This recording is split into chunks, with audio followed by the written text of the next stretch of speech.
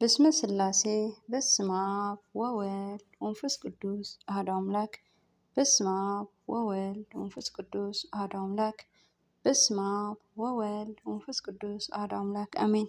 سلام لولو እግዚአብሔር አምላክ ምስ ኩላትኩም ይኹን ከመይ ይውዕልኩም? ኣነ ልዑል እግዚአብሔር ይመስገን ሰናይ ውዒለ ከምቲ ኣነ ሰናይ ዝውዓልኮ ድማ ሰናይ ውዒልኩም ክትኮኑ በዓልቲ ሙሉእ ተስፋ እየ። ናይ ሎማዓንቲ ሓፂር ዛንታና ድማ እታ ሓንቲ ዓይኒ ዘለዋ ለዋህ ርህርህቲ ኣዶ ኣደይ ሓንቲ ዓይኒ ጥራሕ እዩ ዘለዋ።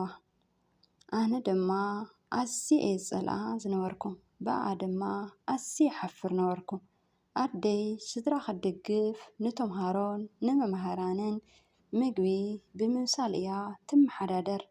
ሓደ መዓልቲ ኣብ ቀዳማይ ደረጃ ቤት ትምህርቲ እናተምሃርኩ ከለኹ ኣደይ ሰላም ክትብለኒ መፀት። ኣነ ድማ ኣዝየ እየ ዝሓፈርኩ ከመይ ኢላ ከምዚ ክትገብረኒ ትኽእል ኢለ ድማ ተባሳጨኹ። ንፅብሒቱ ኣብ ቤት ትምህርቲ ኣዶ ሓደ መምሃርተይ ሰሓቐኒ ኣዴኻ ሓንቲ ዓይኒ ጥራሕ እዩ ዘለዋ በለኒ። ንነፍሰይ ክቐብራ ደልየ ከምኡ እውን በቃ ብጣዕሚ ተናደድኩ። በታ መዓልቲ ፊት ንፊት ምስ ኣደይ ተፋጢጠ ንዓይ ጥራሕ ክተላግፀለይ እንተደሊኺ ንምንታይ ዘይትሞቲ ኢለ ተናገርክዋ። ኣደይ ድማ መልሲ ኣይሃበትንን። ብሕርቃን ዝገብሮ ስለ ዝጠፍኣኒ ብዛዕባ እቲ ዝበልክዎ ንኻልኣይ እኳ ኣይሓሰብኩን። ስምዒታ ኣይፈልጥን እየ ነይረ። ካብታ ገዛ ክወፅእ ምስኣ ዝኾነ ርክብ ከይህልወኒ ድማ ይደሊ ነበርኩ።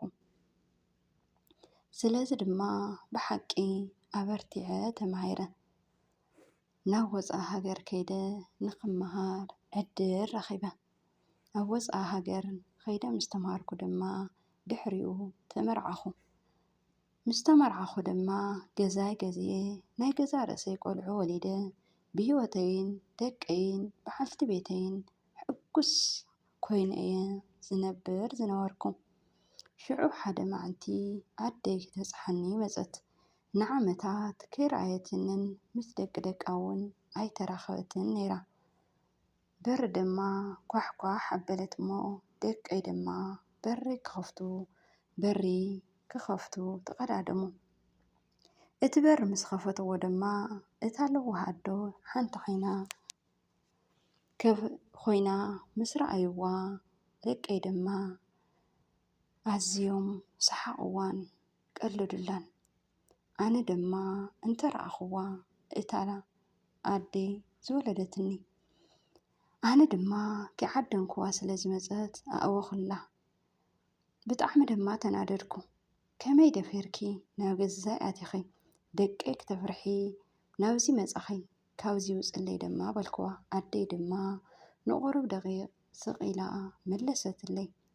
እዋይ ብጣዕሚ ይቅርታ ምናልባት ጌጋ ኣድራሻ ሒዘ ክኸውን ይኽእል እየ በለትኒ። ድሕሪኡ ድማ ብቕልጡፍ ከደት። ሓደ መዓልቲ ንናይ ዳግማይ ርክብ ዝኸውን ደብዳቤ መፀኒ። ስለዚ ንበዓልቲ ቤተይ ሓስየ ናብ ናይ ስራሕ መገሻ እየ ዝኸይድ ዘለኹ በልክዋ።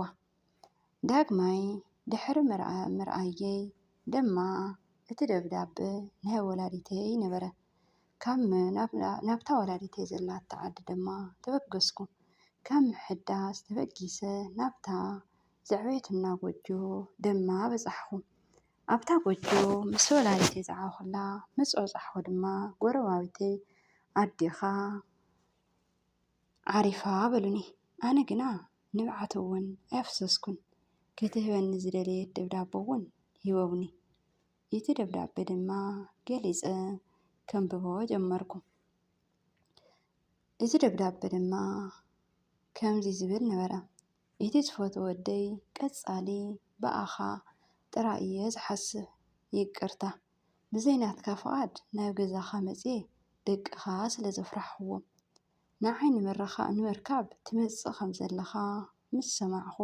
ኣዝየ እየ ተሓጒሰ። ምናልባት ግን ተስየ ክሪኤካ እኳ ኣይክእልን እየ።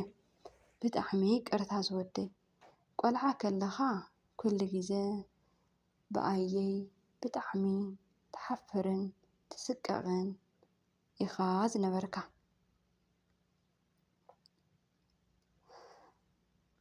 ትፈልጥ ንእሽተይ ከለኻ ሓደጋ ኣጋጢምካ ዓይንኻ ሲኢንካ ነይርካ። ከም ኣዶ መጠን ብሓንቲ ዓይኒ ክትዓቢ ክሪኤካ ክፃወር ኣይከኣልኩን። ስለዚ ናተይ ዓይኒ ንዓኻ ሃብኩኻ። ብወደይ ኣዝየ ተሓቢነ ዓይኒ ኣብ ክንዳይ ሒዝካ ሙሉእ ብሙሉእ ሓዳስ ዓለም ስለ ዝረኣኻለይ ምስ ኩሉ ፍቕሪ ንዓኻ ኣዴኻ። ኣነ ድማ እቲ ደብዳቤ ምስ ኣንበብኩ ኣዝየ ተበሳጨኹ። መራላዊ ትምህርቲ ናይዛ ዛንታ ድማ ንወለድና ወትሩ ክነፍቅሮም ይግባአና። ወለድና ንዓና በረከት እዮም። ኣዴና ንዓና ሓንቲ እያ። ኣዶ መተካእታ ይብላን። ስለዚ ነፍቅራ ንንከባኸባ። ንሳ ምስ ገለት ክንነብዕን ክንጣዓስን ኢና። ግን ድሕሪ ምኻዳ እንታይ ይዓብስ? ወላዲትና እንከላ ንከናኸናን ነፍቅራን ንሓብሕባን። ናይ ሎሚ ዛንታና ኣብዚ ይፍፅም። ካዛ ሓፂር ዛንታ ብዙሕ ተማሂርኩም ክትኮኑ